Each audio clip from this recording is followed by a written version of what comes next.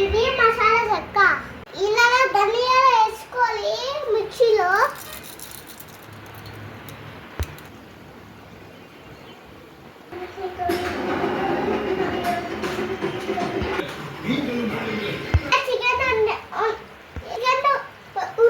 ఉరుకుండి చూడండి.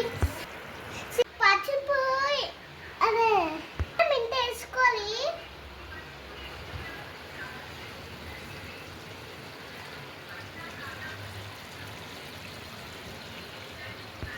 చాలు తిప్పుకోవాలి.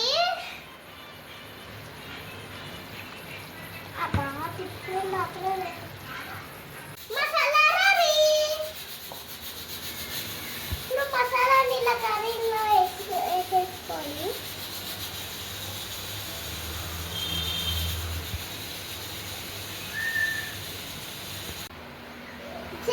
మసాలా ఇలా వేసేసుకున్నాక ఇలా తిప్పుకోవాలి. మసాలా ఇలా తిప్పుకున్న తర్వాత మసాలా వేసుకున్న తర్వాత ఇలా తిప్పుకోవాలి. అప్పుడు ఇలా రేంజ్ రాగుంటుంది. మనం ఎదురు చూసిన చికెన్ గుమ్మ గుమ్మ ఆడిన చికెన్ రెడీ. ఎదురు చూసిన చికెన్ కర్రీ రెడీ.